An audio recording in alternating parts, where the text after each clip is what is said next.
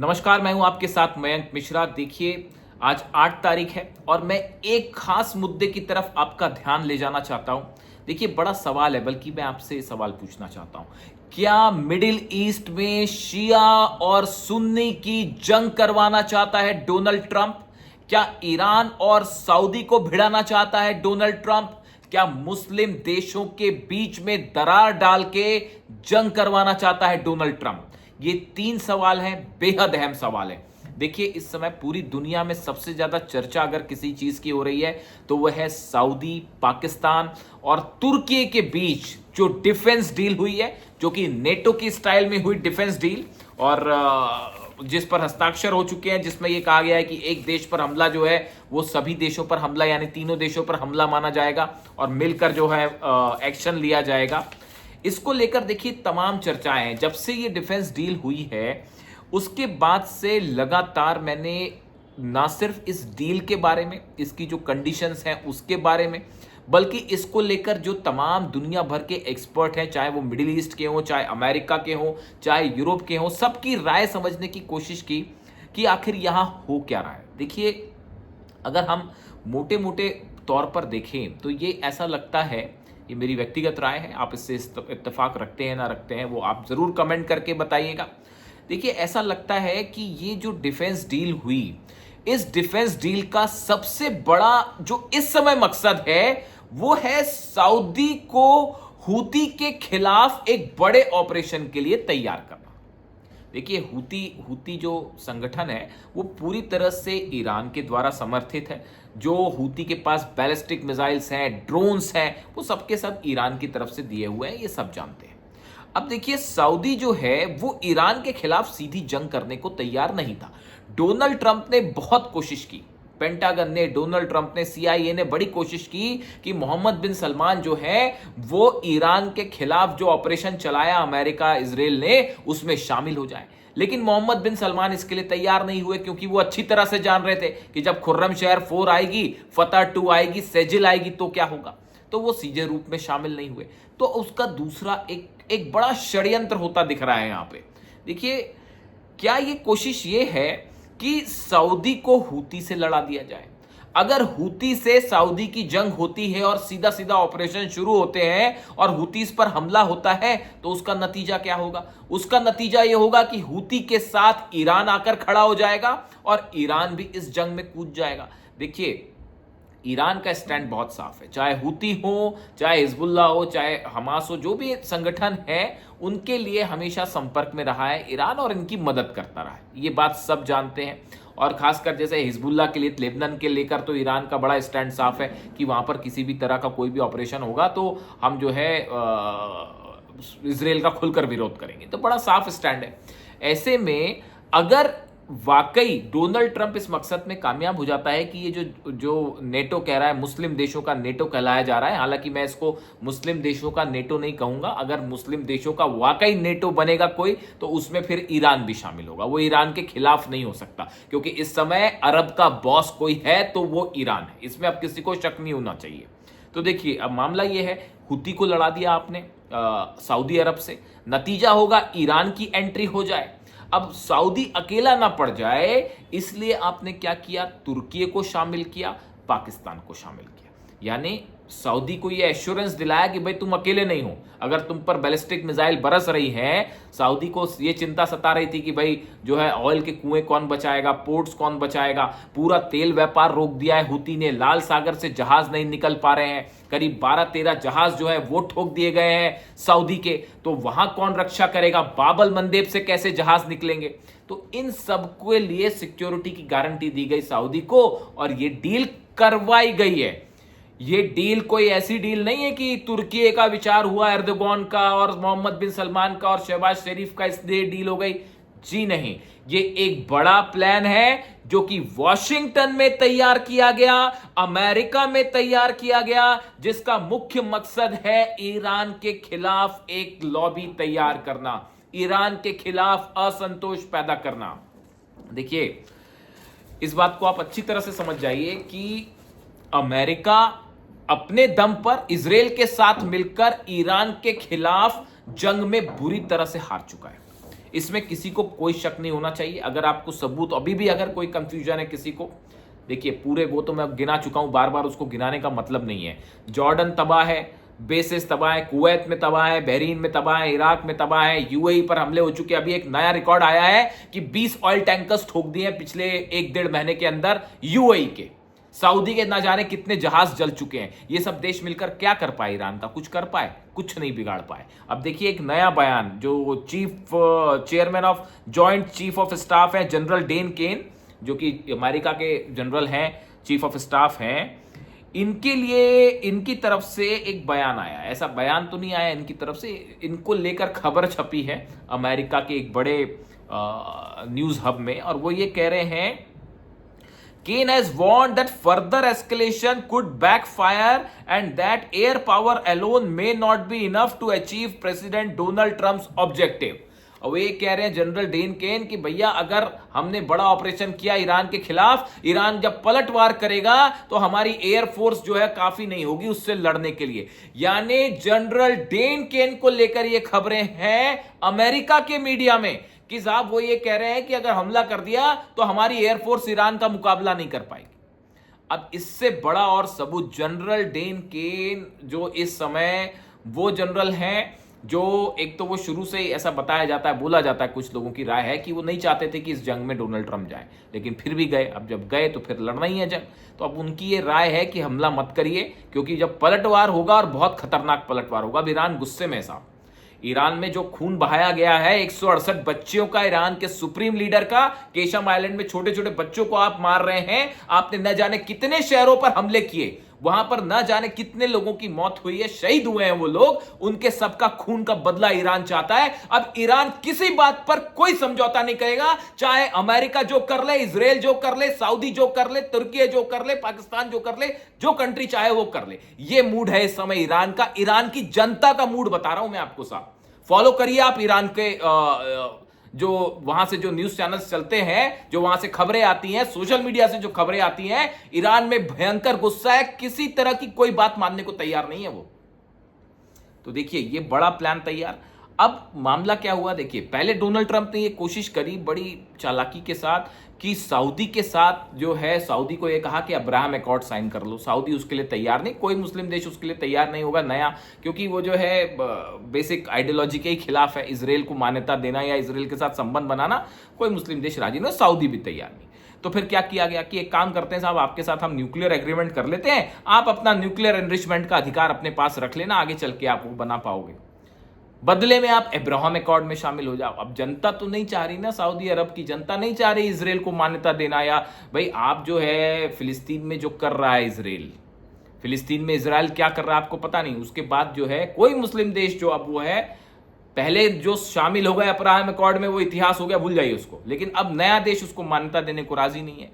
तो फिर क्या किया जाए? तो फिर ये किया जाए कि एक सैन्य समझौता कर लेते हैं, जिसको नाम दे दिया गया जो बोलचाल की भाषा में मुस्लिम नाटो, या एक ऐसा संगठन बना दिया जाए ताकि ईरान के खिलाफ कल को कोई कार्रवाई करनी पड़े तो उसमें इस सैन्य संगठन को भी खींचा जाए।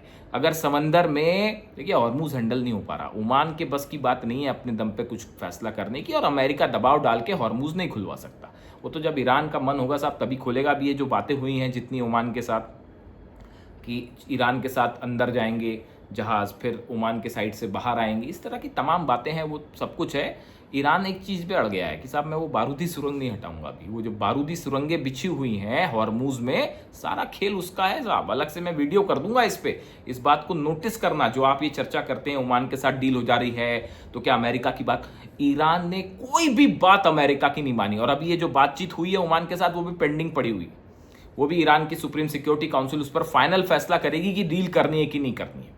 तो वो हॉर्मुज जो है वो पूरी तरह से ईरान के कब्जे में है, नियंत्रण में है। ईरान चाहेगा तो खुलेगा, ईरान नहीं चाहेगा तो नहीं खुलेगा। अमेरिका ने खुलवाना होता तो साहब 5 महीने में खुलवा लेते।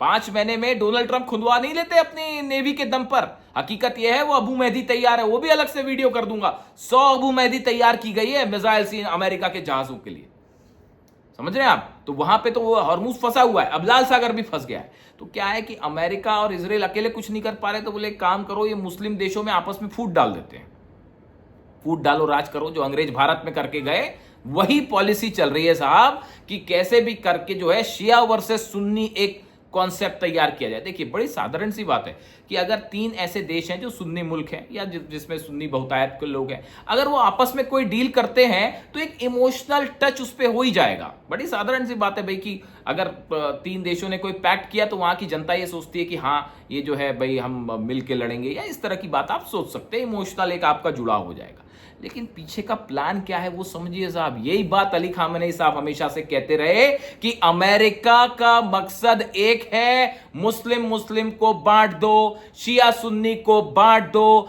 अरब ईरान को बीच में दरार पैदा करके जंग करवा दो। अब ये मामला उसी तरफ से आगे बढ़ रहा है। अमेरिका खुद कुछ नहीं कर पा रहा तो कहा कि साहब ऐसा करो आप सऊदी को भिड़ाते हैं। अब सबसे बड़ा प्लेयर सऊदी है तो सऊदी को भिड़ाया जाए ईरान से। तो ये जो पूरी कोशिश हो रही है, ये पूरा जो मामला है, ये हॉर्मुज देखिए, आज अगर ओमान के साथ किसी तरह की डील हो जाए, मान लीजिए समझौता हो गया, ईरान की अंडरस्टैंडिंग होगा कि यहां से जहाज जाएंगे, यहां से आएंगे और ऐसा होगा वैसा होगा, ये 60 दिन के लिए होगा। क्या व्यवस्था हमेशा के लिए हो जाएगी? ये क्या ये हमेशा के लिए हॉर्मुज का मैनेजमेंट हो जाएगा? क्या अमेरिका इसको मानेगा? आज अमेरिका अगर अपना ब्लॉकेड हटा के पीछे भी हट गया, मेरे शब्द याद रखना, फिर से एकजुटता लाके फिर से ईरान पर हमला होगा। आज नहीं होगा तो 6 महीने बाद होगा, 6 महीने बाद नहीं तो 1 साल बाद होगा, क्योंकि करारी हार हुई है अमेरिका की, कोई एम पूरा नहीं हुआ। और वो जो पिकेक्स माउंटेन के नीचे क्या हो रहा है अभी, उसके बारे में भी अलग से किसी दिन बात करेंगे। तो अली खामेनेई साहब ने मना कर रखा था न्यूक्लियर बम बनाने से, लेकिन अब जो मूड है ईरान का, आपने जो शहादत की वहां पर सुप्रीम लीडर की, उसके बाद जो हालात हैं अब ईरान का मूड जो है वो कुछ और है साहब। वो अब कुछ मूड और है, वो जो काम चल रहा था वो काम चल रहा है। अब देखिए इसीलिए ईरान की तरफ से जो बयान आया इस नेटो को लेकर, मुस्लिम नेटो जो कहा जा रहा है उसको लेकर, ईरान की संसद की राष्ट्रीय सुरक्षा और विदेश नीति आयोग के सदस्य इब्राहिम रजाई साहब, ये अली खामेनेई साहब के बेहद करीबी थे, हैं, और मतलब हमेशा से अब बड़े फैसले वही लेंगे जो मतलब एडवाइस उनकी मानी जा रही है। अहमद वाहिदी साहब के भी करीबी हैं ये। इनकी तरफ से बयान आया, रजाई ने पाकिस्तान, सऊदी अरब, तुर्की के बीच हुए नए रक्षा समझौते की आलोचना की है। उन्होंने कहा कि समझौते पर हस्ताक्षर होने के बावजूद इससे सऊदी अरब को लंबे समय तक सुरक्षा की गारंटी नहीं मिलेगी। रजाई ने कहा कि अगर सऊदी अरब अपनी नीतियों में बदलाव करता है तो उसे सुरक्षा के लिए दूसरे देशों से गिड़गिड़ाने की जरूरत नहीं है। देखिए रजाई साहब क्या कह रहे हैं, ईरान क्या कह रहा है कि भाई आपको अगर सुरक्षा चाहिए तो उसके लिए अमेरिका से गिड़गिड़ाने की जरूरत नहीं है, अपनी नीतियां बदलिए। ईरान की तरफ से साफ संदेश है। अरे साहब, अली खामेनेई साहब ने यह बात कही, वो हमेशा यह चाहते थे कि सऊदी के साथ और जितने अरब देश हैं इनके साथ ईरान के संबंध अच्छे रहें। उनका कतई कोई साजिश कभी उन्होंने नहीं की। अली खामेनेई साहब की यही खास बात थी। ये इतने सारे लोगों की चर्चा होती है, मैं अक्सर कहता हूं आपको कि देखिए आज आप बताइए, आज आप कौन से देश पर जो नेता इन्वॉल्व हैं इस पूरे पैक्ट में या ये पूरे मिडिल ईस्ट में, आप किसी नेता पर या किसी की मंशा पर आप विश्वास कर सकते हैं? आपको नहीं पता साहब किसके मन में क्या चल रहा है और जुबान पे क्या चल रहा है। सिर्फ एक नेता थे अली खामेनेई साहब, जो बोलते थे वही करते थे, और उनकी इच्छा थी कि सऊदी अरब के साथ बल्कि सभी मुस्लिम देशों के साथ संबंध अच्छे हों। वो इस बात को समझाते रहे कि ट्रंप और अमेरिका की पॉलिसी, ट्रंप ही नहीं पहले भी अमेरिका की पॉलिसी यही है कि अरब को ईरान से भिड़ा दो। ये हमेशा से कोशिश रही है, और फूट डाल के आप राज करो, ये बेसिस बनाओ। अरब में क्या जरूरत है साहब बेसिस की? अमेरिका के कौन हमला कर रहा है बताइए? सऊदी अरब पर कौन हमला करने जा रहा है? कोई हमला नहीं करने जा रहा। ईरान क्यों हमला करेगा? आप ईरान को छेड़ने, आप हमला किसने शुरू किया? अमेरिका ने, इजराइल ने शुरू किया हमला। ये जो न्यूक्लियर बम वाली तमाम बातें हैं, अली खामेनेई साहब ने तो साफ कह रखा था कि मैं न्यूक्लियर बम नहीं बनाऊंगा। कोई प्रमाण है अभी तक न्यूक्लियर बम का? नहीं है, फिर भी आपने हमले किए। अब उसके बाद आप बनने लगेगा तो फिर मुश्किल में पड़ जाओगे, फिर वो नॉर्थ कोरिया वाली एंट्री हो जाएगी। वो नॉर्थ कोरिया यही कहता है साहब कि आपकी बात मान लेते तो अभी तक आप नॉर्थ कोरिया में प्योंगयांग पर कब्जा करके बैठे होते। अब हिम्मत दिखाओ प्योंगयांग पर कब्जा करने की। वो मारेगा मिसाइल, 15-15 हजार किलोमीटर वाली मिसाइल मारेगा नॉर्थ कोरिया, फिर क्या करोगे? वो बातचीत नहीं करते, वो सीधा मिसाइल दाग देगा, फिर क्या करोगे आप? इसीलिए इस बात को बढ़ावा मिलता है। जब आप किसी को बेवजह परेशान करोगे तो ये आप दूसरे के देश में, आप दूसरे के कंपाउंड में, आप सोचिए आपका घर है साहब, घर के बाहर आपका आंगन है, कंपाउंड है, उसमें कोई दूसरा आपका पड़ोसी, या पड़ोसी भी छोड़िए, और दूसरे से किलोमीटर दूसरे शहर से कोई आके आपके आंगन में खड़ा हो जाए तो आप क्या करोगे? बिल्कुल वही स्थिति है। हॉर्मुज में अमेरिका के जहाज क्या कर रहे हैं साहब? तो ऐसे में देखिए ये जो पूरा मामला है इसमें इमोशनल एंगल, देखिए सवाल ये नहीं है कि आप किसी देश के समर्थन में या विदेश के किसी के पक्ष में है या अगेंस्ट में। इस बात को समझना होगा कि ये जो कुछ चीज हुई है ये डोनाल्ड ट्रंप और अमेरिका के थिंक टैंक्स की सलाह, एर्दोगान से ट्रंप का मिलना तुर्की में जो अभी भी समिट हुई नाटो की उसमें मिलना, मुनीर का व्हाइट हाउस में मिलना डोनाल्ड ट्रंप से और डिनर पर उनको बुलाना, ठीक है, उसके बाद मोहम्मद बिन सलमान से लगातार मुलाकात और चर्चाएं, ये सब चीजें बता रही हैं कि ये सब कुछ डोनाल्ड ट्रंप की सहमति से हुआ है। अब डोनाल्ड ट्रंप जो है अब वो इजराइल के खिलाफ तो ये संगठन बना नहीं साहब, ये बात आप समझ जाइए, कोई कंफ्यूजन में मत रहिए, हकीकत समझनी बहुत जरूरी है। खबरें आपको सब जगह मिल जाएंगी, आप जरा सा मिडिल ईस्ट के अखबार उठा के दीजिए, आपको सब मिल जाएगा कि हाँ मुस्लिम देशों को नाटो मिल गया, समझौता हो गया। ये अंदर की खबर क्या है वो मैं आपको बताने की कोशिश करता हूं साहब, आम भाषा में, सरल भाषा में, ताकि आप समझे इस मकसद को। देखिए मेरा कोई ऐसा मकसद नहीं, मैं कोई सऊदी के खिलाफ नहीं हूं या मैं तुर्की के खिलाफ नहीं हूं या ऐसा नहीं है कि मैं ईरान को फेवर कर रहा हूं, ऐसा कुछ नहीं है। लेकिन आप समझिए इस प्लानिंग का मकसद, ये जो बनाया गया है संगठन, इसका मकसद यही है हॉर्मुज में कार्रवाई करवाना। आज नहीं तो कल अमेरिका तो नहीं कर पाया तो बोले कि आप पूरे अरब देशों को भिड़ा दो ईरान के साथ, वो हूती पर हमला करेगा, यूएई हूती पर हमला करेगा, सऊदी करेगा, वो जंग होनी तय है वहां पे, और ईरान की वहां पर एंट्री हो जाएगी। तो आपकी ईरान की एंट्री हो गई तो फिर तुर्की जो है, तुर्की चूंकि नाटो का सदस्य है तो नेटो की एंट्री करना आसान हो जाएगा। समझ रहे हो आप? अगर तुर्की किसी तरह की कोई जंग सऊदी या ईरान के बीच में जंग वाले हालात बने या हूती या सऊदी को भिड़ा दिया तो ईरान एंटर करेगा, ईरान एंटर करा तो सऊदी जो है वो तुर्की बचाने आ रहा है भाई, पैक्ट ही यही है। तुर्की की एंट्री मतलब वो नेटो सदस्य है, तो आप नेटो कंट्रीज को आप पूरे हॉर्मुज खोलने को लेकर, लाल सागर खोलने को लेकर, ईरान पे हमला करने को लेकर तमाम डील हो रही है, उसमें नेटो को इन्वॉल्व करने का ये प्लान है। ये बात ईरान अच्छी तरह से समझ रहा है, इसलिए मोहसिन रजाई साहब ने ये बात कही। मोहसिन रजाई साहब ने जो सोशल मीडिया एक्स है उस पर प्रतिक्रिया देते हुए कहा कि तुर्की और पाकिस्तान के साथ कागजी समझौता सऊदी अरब की रक्षा नहीं कर सकता। ये पेपर पर साइन करने से किसी देश की रक्षा नहीं हो जाती साहब, उसके लिए मिसाइल्स बनानी पड़ती है, उसके लिए हौसला चाहिए जंग लड़ने वाला। आप देखिए कितने नुकसान झेले ईरान ने, कितने हमले हुए, टॉम हॉक से हमले हुए, F-35 से हमले हुए, एयरक्राफ्ट कैरियर से हमले हुए, कितने लोगों की शहादत हुई, खून बहाया है साहब ईरान ने, सच्चाई के लिए लड़ा है यार। कम से कम मैं तो यही मानता हूं, इसलिए मैं अपना पॉइंट ऑफ व्यू रख रहा हूं कि ये जो हमला मेरे मुताबिक है ये बिल्कुल नहीं होना चाहिए था, बिल्कुल नहीं होना चाहिए था। अब ऐसे हालात में अच्छा एक और इंपॉर्टेंट बात जो मोहसिन रजा ईरान ही कह रहा है, ये कह रहा है कि ये जो सऊदी जो समझौता हुआ है, कागजी समझौता है, ये सऊदी को रक्षा नहीं कर सकता। ठीक उसी तरह जैसे वर्षों तक अमेरिका के साथ एक तरफा संबंध बनाए रखने से भी उसे सुरक्षा नहीं मिली।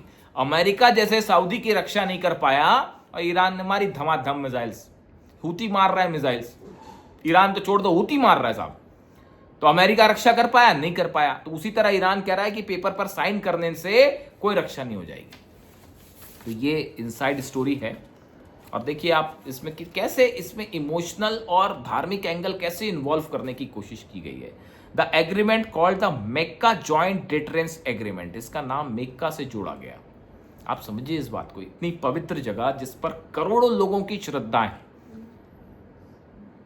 ऐसा स्थान है मक्का मदीना, दोनों जगह ऐसी हैं जो पूरे मुस्लिम समुदाय के लिए एक धार्मिक प्रतीक है, श्रद्धा का स्थान है, धार्मिक महत्व का स्थान है। हजारों लोगों की भावनाएं जुड़ी हुई हैं, पूरे दुनिया से लोग जाते हैं वहां पे दर्शन करने के लिए। ऐसे में इस पूरे एग्रीमेंट को उससे जोड़कर, जो मैं शिया सुन्नी वाली बात कर रहा हूं, एक संदेश भी देने की कोशिश है साहब। इसलिए देखिए कुल मिला के मैं कहना ये चाह रहा हूं आपको कि ये जो पूरा एग्रीमेंट हुआ है इसको लेकर लगातार देखिए इसके असर हो भी सकते हैं, मतलब इसमें आगे ये तय होगा कि ये हॉर्मूज खुलता है कि नहीं, आगे ये जंग किस तरफ जा रही है। अमेरिका अभी तो ईरान को नहीं हरा पा रहा और वो विड्रॉल की तरफ आगे है मामला। अब आगे कैसे बढ़ता है इस पे ये नजर होगी, और कैसे क्या इस एंट्री में डोनाल्ड ट्रंप, जैसे उन्होंने हूती पर हमला करने के लिए उन्होंने सऊदी को राजी कर दिया, हूती पर जो स्ट्राइक हुई सना एयरपोर्ट पर, जो ईरान का प्लेन अटक उतर रहा था उस पर हमला किया, ये गलती कर दी सऊदी ने यहां से, और वो ट्रंप की चाल में फंस के हमला कर दिया। अब उसके बाद नतीजा ये है कि सऊदी चाहे ना चाहे इस जंग में अंदर है और मुश्किल में है। अब इसीलिए ये प्लान हो रहा है कि बचा के सऊदी वर्सेस ईरान किया जाए, शिया वर्सेस सुन्नी किया जाए, और जो है मुस्लिम देशों को आपस में लड़ा दिया जाए। ये प्लान है डोनाल्ड ट्रंप का, ऐसा तमाम एक्सपर्ट कह रहे हैं, मैं ही नहीं कह रहा, बड़े सारे एक्सपर्ट जो है वो ये राय जाहिर कर रहे हैं। चैनल को सब्सक्राइब कीजिए, अपनी राय रखिए, अपने मित्रों से, अपने रिश्तेदारों से, सबके साथ चैनल का लिंक शेयर कीजिए, और जो है अपने कमेंट्स जरूर करिए। मैं आपकी राय इस पूरे मुद्दे पर बेहद इंपॉर्टेंट है, मैं सारे कमेंट्स ध्यान से पढ़ता हूं, कोशिश करूंगा रिप्लाई भी करूं। Thank you so much.